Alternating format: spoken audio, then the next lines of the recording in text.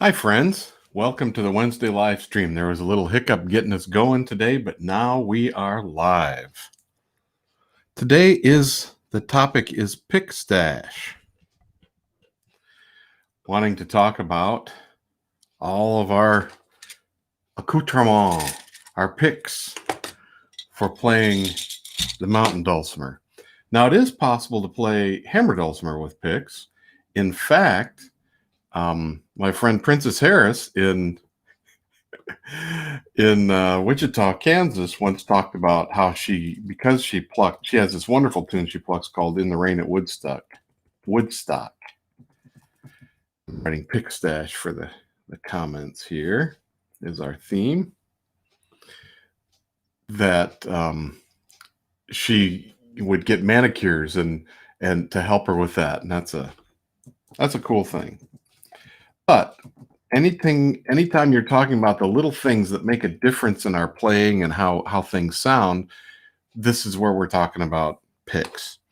It is, of course, always possible to play your dulcimer with no picks at all, mountain or hammered. I mean, hammered dulcimer is usually hammered, but in some parts of the world, it's always played with a pick, where it's a qanun.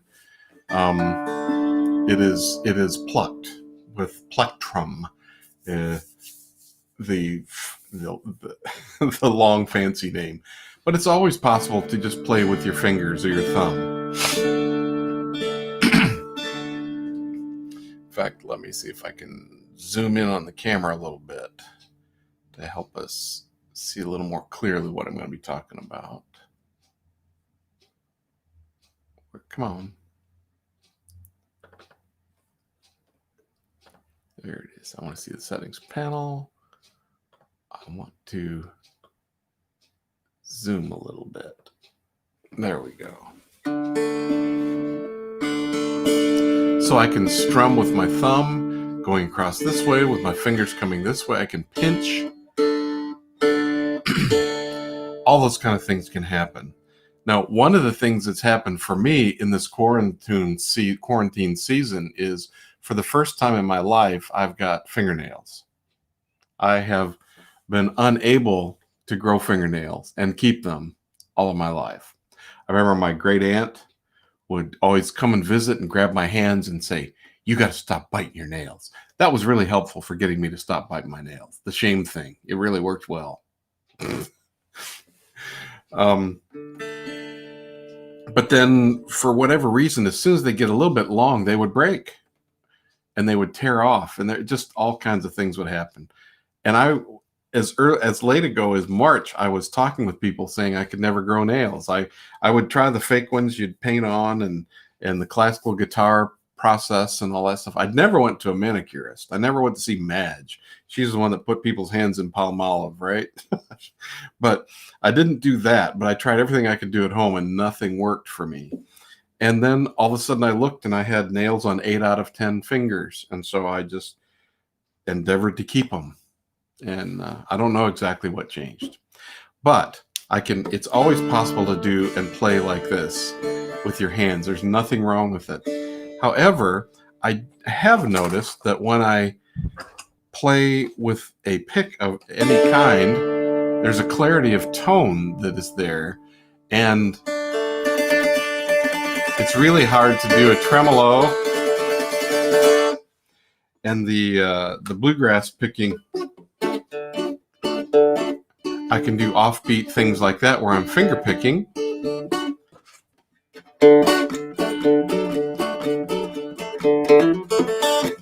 Early this morning I opened up my eyes, peered into the mirror and was met with no surprise. Saw the same face as yesterday staring back at me. Something made me take another peek.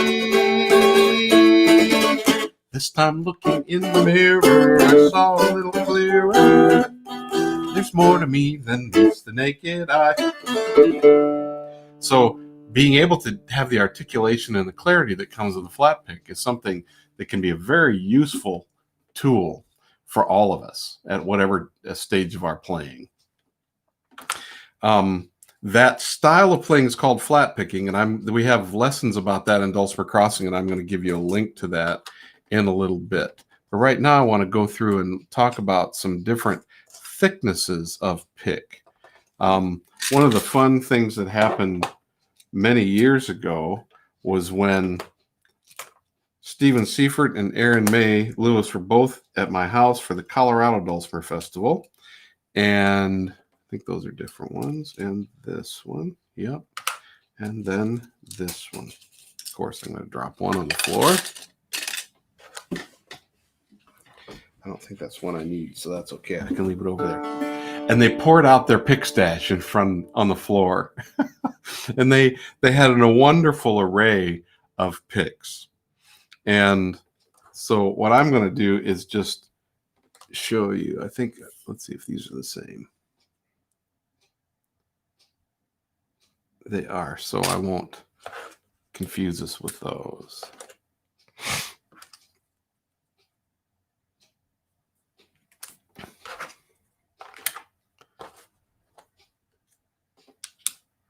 So I'm just going to be looking at flat picks for the minute. And I want to hold this up. Whoops. Hold up my trackpad so you can see all the different picks I've got sitting here. I'm going to go through them from thinnest to thickest and just talk about them a little bit.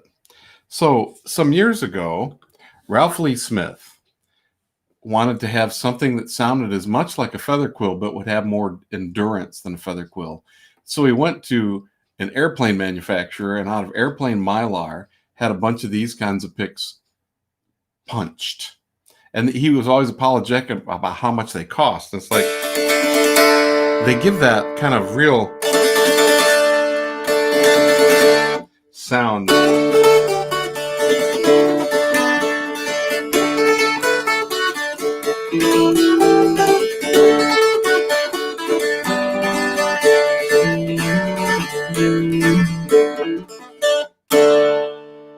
Now, my instrument, with thanks to Aaron May Lewis, is strung with much thicker strings. This particular one is got a real heavy gauge. I've bumped up all the gauges from McSpadden made this, and they designed it for a certain thing. But in playing with Vi Wickham, my fiddling buddy, my dulcimer wasn't balancing tone-wise with the richness of his fiddle. Now, he's very testosterone driven and really digs in and gets a lot of tone from his bow. And in order to beef up and balance our sound, I had this one strung up much thicker. That's the way Aaron May Lewis does it, because she really is interested in that bluegrass kind of sound. And typically a little thicker gauge string is used for people who are doing a lot of flat picking. But this thin pick, and you can, I mean, it's really long. You can make it sound even more like a flexible feather quill. I don't know if Ralph still has these, but I would buy a bunch of them if I was you, if he did, and I bought a bunch and gave them to people.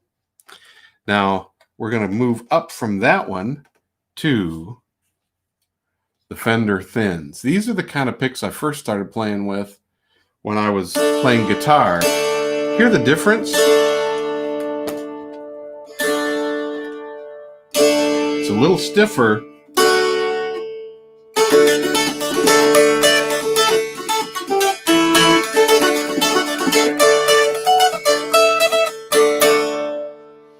Now, and I should also remind you that on the Dulcimer Crossing Facebook page, there's a place where you can have conversation if you'd like. And so you can talk to me there, or on the live stream on Vimeo. You can do it there too, if you have questions or you have input that you want to offer about your experience with picks.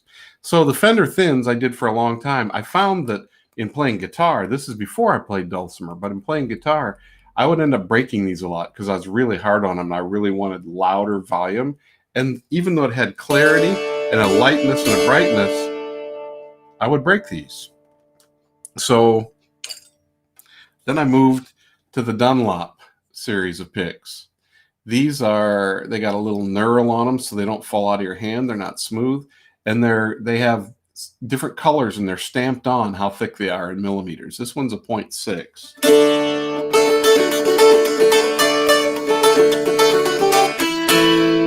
So it already has a little bit different tone than this one.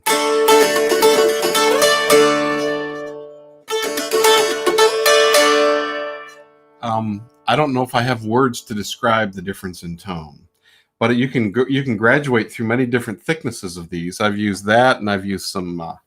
Let's see if I have any. Is this a 72 or is that a 60? I found the one I liked, and then I stuck with it for a long time. Oh, I do need to get one of those out there.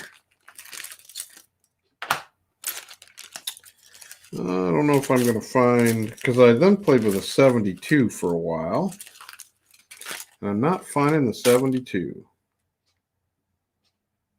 Okay. Oh well.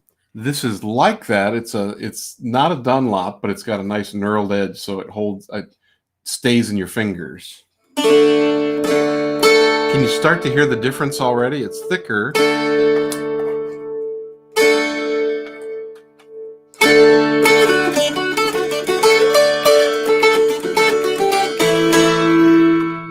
And then I went to some of these other ones. This one is art print. I have a friend who gave me these for Christmas in this nice handy little tin. It's called By Art Tribute, and everything is punched out of this plastic with a a classic piece of art on it. This one's some boats. I don't know. There's Starry Starry Nights in here. Edward Hopper. So I can play with Van Gogh and Hopper and all that kind of stuff. But it's stiff, and it's much more. Let's see. It's much more. It's between these two. That one is between these two in terms of tone. And then here's a song from the September Song Contest at the Walnut Valley Festival in Winfield. When you enter a song, this is one of the things I got for entering a song. And it's a little thicker than the art one. The tone coming through here may not be as bright or definitive. Now here's a tiny one. Has this got a name? Oh, maybe it does. Oh, it's a Dunlop. It's a Jazz 3 pick. Max Grip Jazz 3. It's not going to tell me. A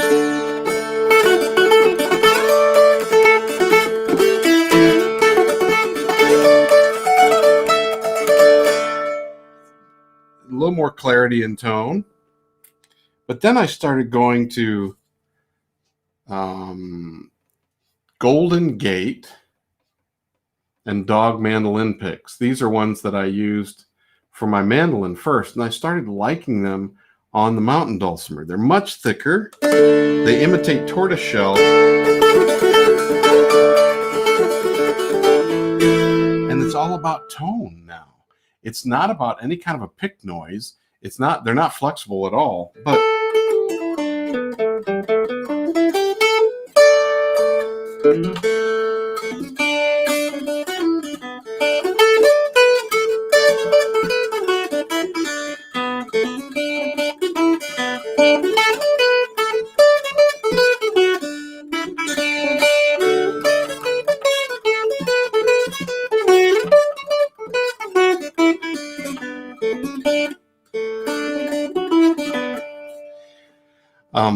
and you'll notice there's really no point on these picks. Now, somebody has made pointless picks which are actually round, and I've used those too, except the place to hold the pick is not my favorite.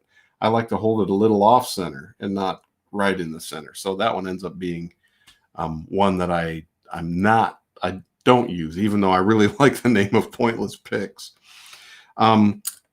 Here is one that a lot of dulcimer players like to use, the Hertem picks from Germany. They have 3 different points, and on the points, you can't see this on this video, but there are Roman numerals 1, 2, and 3, and there's 3 different thicknesses on one pick. So that's a way to deal with that what kind of a pick noise would you like to have? That's 1. Here's 2. And here's 3.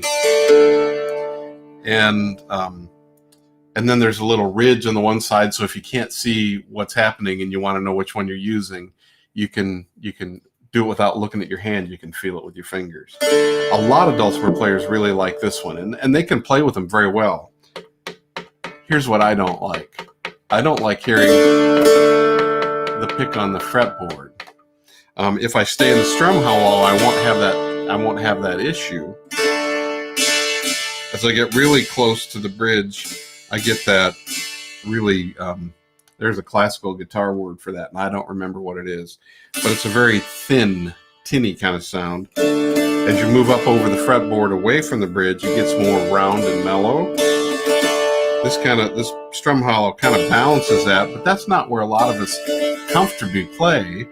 But I know that when I have a real pointy pick, there's 2 things that happen for me, and your mileage can vary, so I'm not telling you to change anything. But if the pick goes in too deep, it sometimes feels like the pick is being pulled out of my fingers, and then I don't like hearing, especially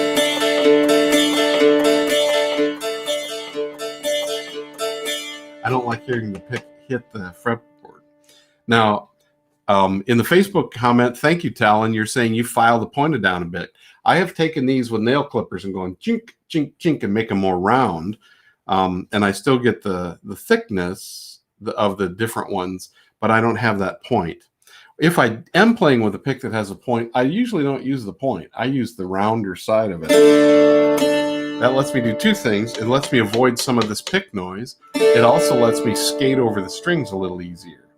So instead of, as the pick goes across, going down inside between each, and many people can do fine in their dominant strum, whether it's out or in, it's going the other direction where they feel like they're losing control of the pick because it's being pulled out of their fingers. And so if I use the rounder end of the pick, then it just doesn't dig in as much. I also will sometimes skate across the strings at an angle instead of going directly across, because when I'm skating across, it's harder for whatever point or roundness I'm using to dig in, because I'm skating across the top of the strings. Now I first heard about these from David Walleman, who is a guitar player, and then Bing Futch swears by these, the V picks. This one is their dimension pick, and it's got some kind of rough edges around they're really thick, rough edges. And so I started trying this.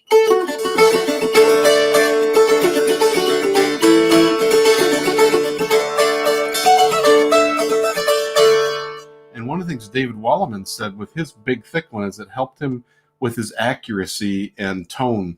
What I don't like about this knurled kind of edge is I'm hearing kind of a friction, and I'm not even on a wound string. I don't want to hear the Tom Dooley sound, hang down your head, Tom Dooley, or the jailbreak. That's what we used to call that when we were first playing with guitars and didn't know anything about instruments. I don't like hearing that. But they also V-Picks makes, this one's a dimension that has completely buffed edges. So there's none of that.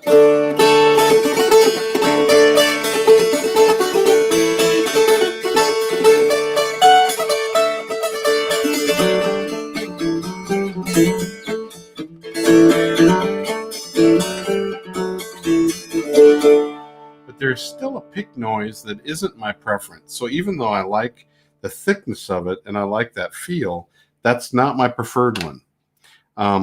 In most situations, I'll go to it all the time, back and forth. I go back and forth between all of these.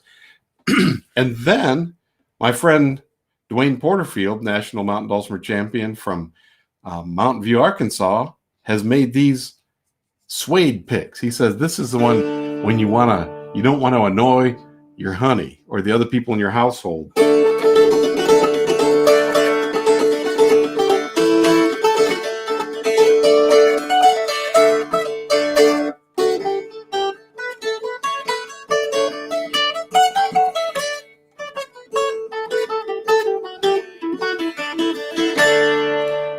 you don't have the clarity, but you are able to get yourself working back and forth. And they're very thick, but also flexible. So I find that one, I like this too. I like all of the picks for some reason or another. There's some that I gravitate to, and sometimes I gravitate away from. But this one I keep in the stable.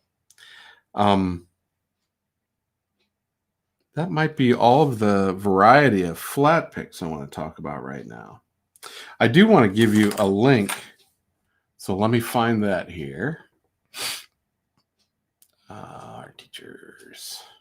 If you go to Dulcimer Crossing, you can look at our teachers and see the lessons they teach.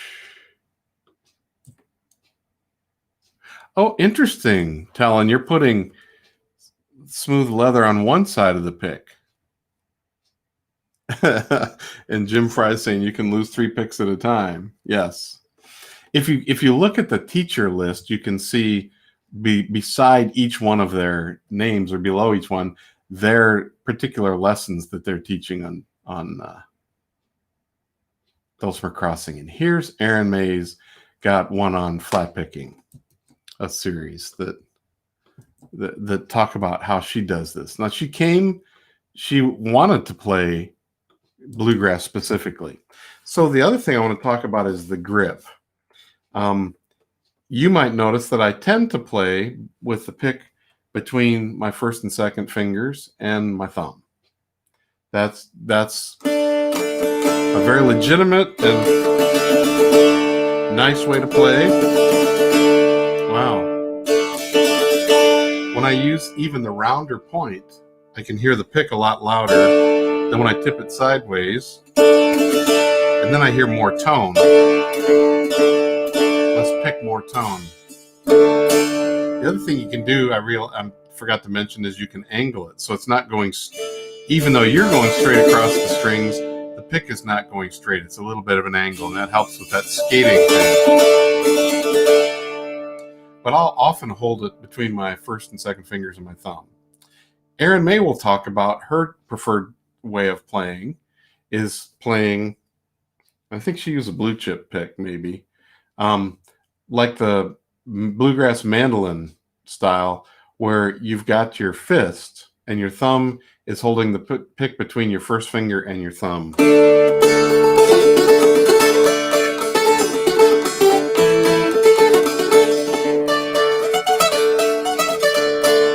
I will do that sometimes. Sometimes if you hold it between your finger and your fingers and your thumb, you can accidentally squeeze too hard and give yourself a little fatigue, extra fatigue you don't need, or it can exacerbate a problem if you have anything going on with your basal joint of your thumb. So sometimes I'll do that, and then I'll go to this, and I'll alternate between the two, partly because I want to have all the tools in my kit. I want to play with the ways I don't play and the ways I do play. And sometimes all of that changes. So there's Erin May gives her tips in that lesson on Dulcimer Crossing, and about flat picking across the strings.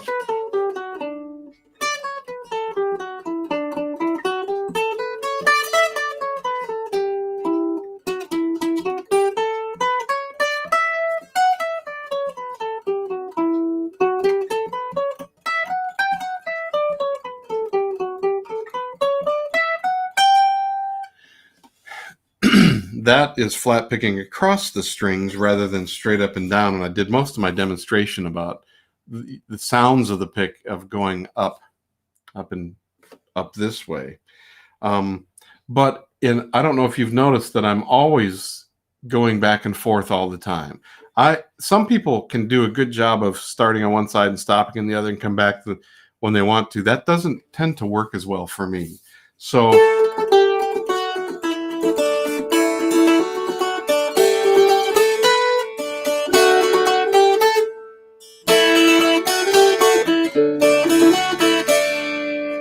I'm keeping my hand going all the time, and my strum is coming mostly from my shoulder. There's a little bit of wrist action, but there's a whole bunch that's coming from my shoulder.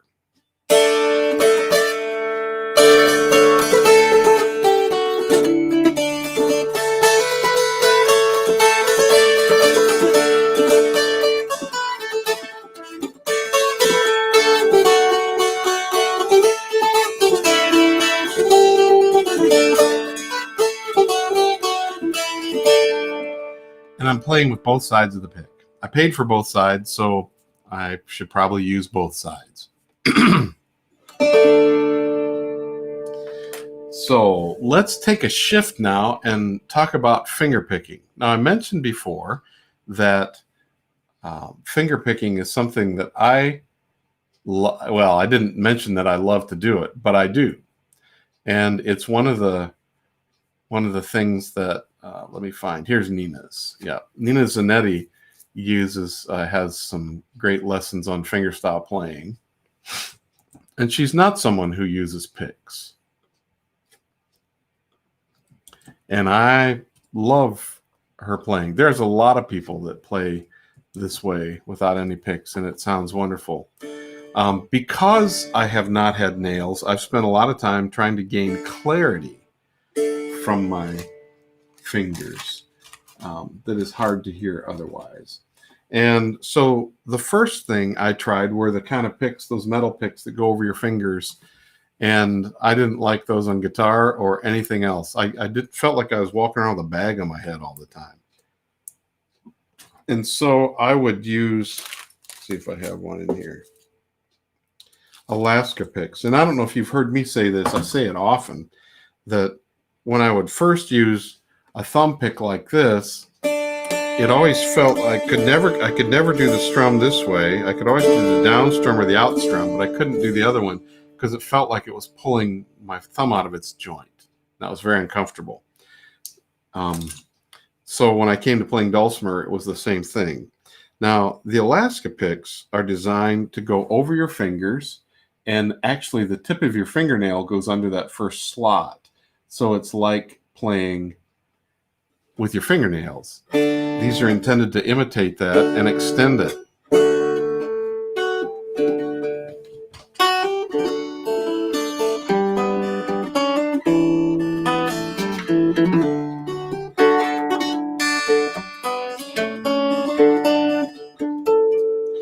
I don't know if you noticed it because I'm coming at I have to play in a classical way.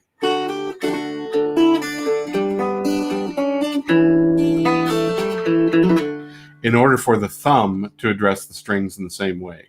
When it's down in my lap like this, and when I'm doing like this for classical guitar, that's a lot easier to do. When it's going this way, it's a little bit harder to do.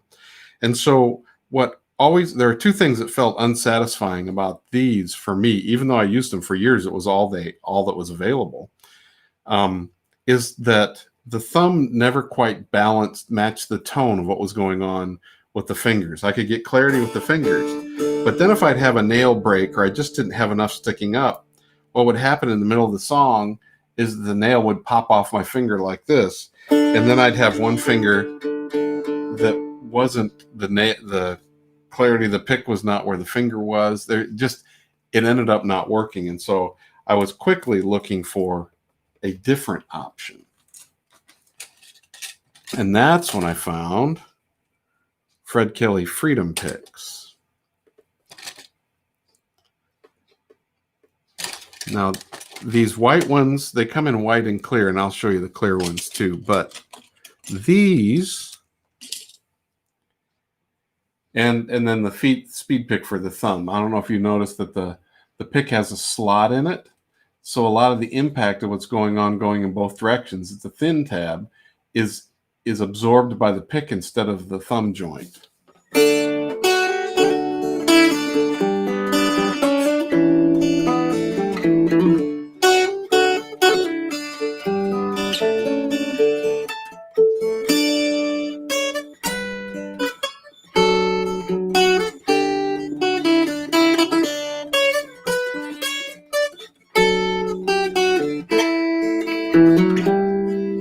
So when I'm doing that, I feel like I have a better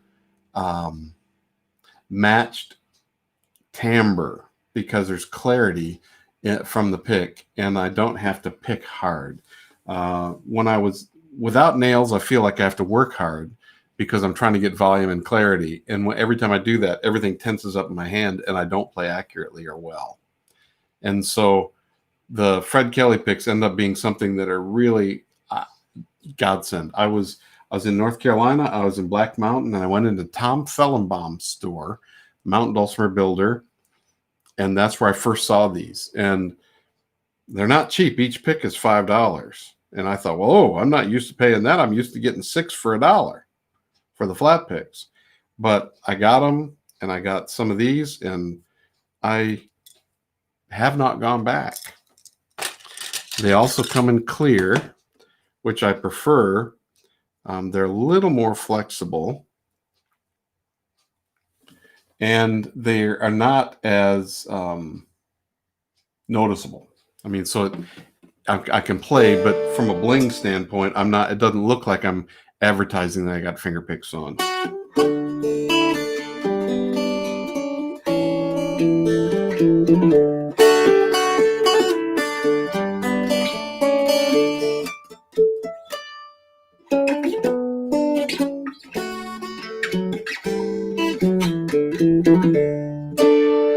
So I really like these. They come in 3 sizes, and they have a little markings on them, S, M, and L for small, medium, and large.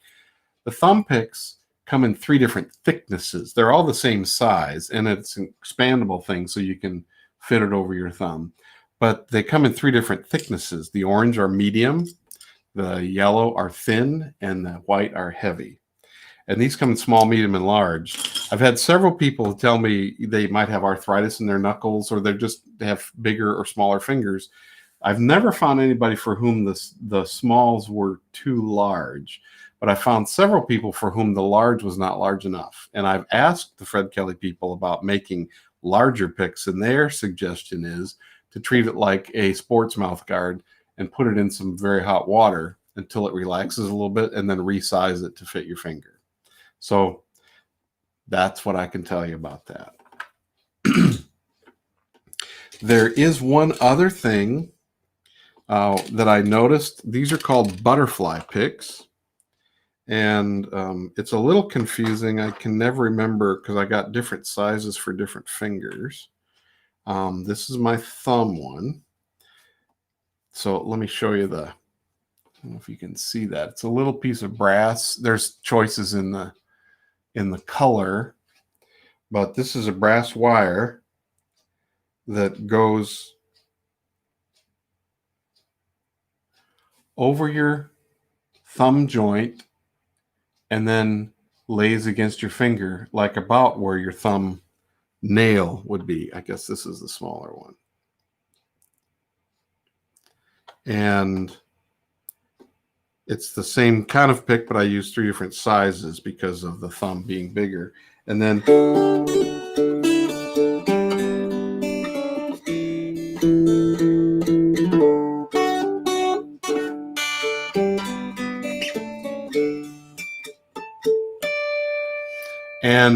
I have not bonded so well with these. I see what they're doing, and I like the fact that I can feel the strings with my finger, which is the other thing I like about both the Alaska picks and the Fred Kelly picks, because I like not feeling lost. And so this could be another option. They never quite feel like and maybe it's just because I haven't worked hard enough at them to make them my go-to thing. But I think they have the possibility of keeping the timbre even for across all the picks, so they sound more alike.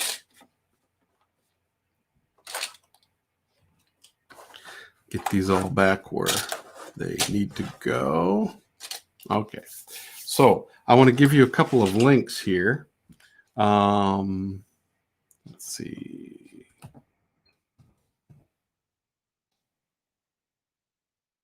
At festivals, I do a lot of vending, and the Fred Kelly picks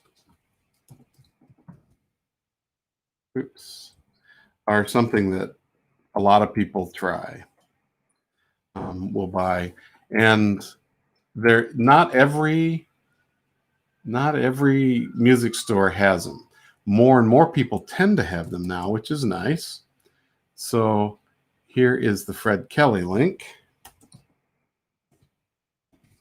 my page, and there's a link to the thumb picks on the finger picks side. Oops.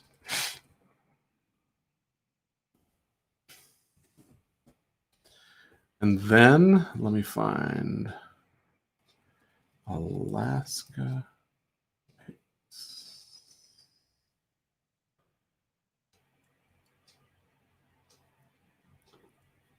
Here's the Alaska Picks site. And these come in both brass and plastic.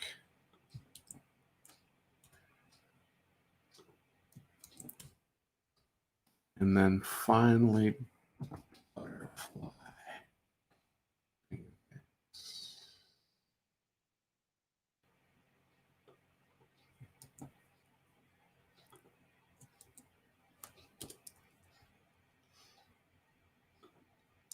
Now, of course, if you're watching and you want to ask some questions or offer your own experience, thank you for those who've already done that.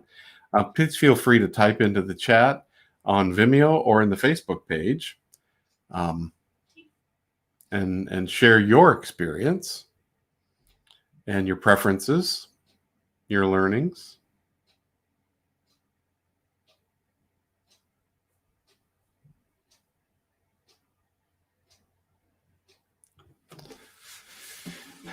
As always, the live streams are coming to you on Wednesday from 8 to 9 Pacific time. Sometimes there's an hour of conversation, sometimes there's not, but it's always archived on the Dulcimer Crossing website, and it's archived on our Dulcimer Crossing Facebook page and our Dulcimer Crossing YouTube channel. And our goal is to help you in Dulcimer Crossing, is to help you move your music, help you go where you want your music to grow, actually, is the way we talk about it. We're also excited that the Quarantine Festival is underway and that a bunch of other festivals are moving online. This weekend is the Kindred Gathering. It's typically in the Pacific Northwest and Northern California. That's going to be this weekend. I think the Dutchland Festival is this weekend. I'm not aware of, there might be others that I'm not aware of, but I know that the Redwood Dulcimer Day is August 15th. Stephen Seifert is going to be the headliner, and several of us will be teaching and performing. Well, not performing. Stephen will be performing in a concert on Friday night, and the rest of us will be teaching on Saturday. I'll be teaching hammer dulcimer for the second year. Last year was the first time we had some hammer dulcimer, and this year I'll be teaching again. And then the Quarantine Festival is going to be the end of August. This is going to be Quarantine 2.0, and you can find quarantinedulcimerfestival.com. You can find a page on the Facebook. On Facebook, you can find the website that way. And again, that's added instructors. I think there's 40 instructors now, and a lot of almost all the classes sold out last time. So if you felt like you got closed out of classes you were looking for, a lot of us are repeating some classes as well as adding some new ones. And so that's going to go live. We all had a deadline of last Saturday for getting our workshops in. So pretty soon that's going to go live. So they'll let us know, so you can go and look and see what you want to get. But there was a little bit of a feeding frenzy the first time, and some people were disappointed because they couldn't get the workshops they were hoping for.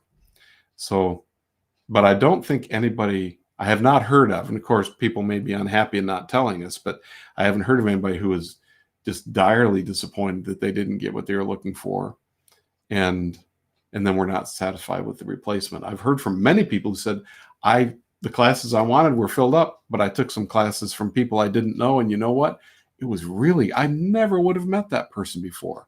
And now they've got it, they're new fans. They really like what they learned from that person. So sometimes it gives people who don't have as wide a name recognition an opportunity to share what they know, and other people can say, hey, there's a lot of people passing this stuff on. The Southern California Dulcimer Heritage is also going to be having theirs go online the end of September. And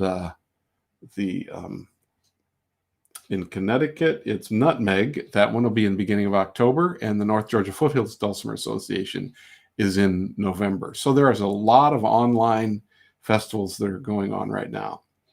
I also had a grand time giving a bilingual hammer dulcimer, mountain dulcimer workshop on the Dorian mode for the Heartland Dulcimer Club in Elizabethtown, Kentucky this week via Zoom. And that's something I certainly can do, but many dulcimer instructors have now developed capability and comfort with using Zoom as a way to zoom in from their location to yours. And I remember trying this on Skype many years ago with a dulcimer club that was in Topeka, and it was a little bit more difficult at that time. They were all in one room, and there was a computer screen, but it was a regular sized computer screen, and they had to be standing far away, and they couldn't quite see and couldn't quite hear, and the Skype connection wasn't so good, and the Skype platform had some hiccups. So we tried it. I'd forgotten all about that many moons ago, and I do regular weekly lessons with people. I'm online a lot, but weekly lessons with people who are using Zoom and actually getting a good amount of benefit from it, at least from what they tell me they do. So that's an option. Contact me or contact other people and see who can do what it is you were looking to do. No one needs to go through this dulcimer world alone if you don't want to. Of course, you may want to. Some of us prefer it that way. But that's what I have for today. I'm talking about my pick stash. If you want to take a picture of your pick stash and then add it to this conversation as a photo, please feel free to do that. It would be really fun to see what your pick stash looks like. And this will be archived here, so you can come back and take a look later. But for now, I guess I'm going to say farewell. If you have ideas for other future topics of conversation and exploration for the live stream, please write to me at Steve at Dulcimer Crossing. Putting this into the chats. And we'll get those into the hopper. But I guess I'm going to sign off for now and say I'll see you next week. Bye-bye.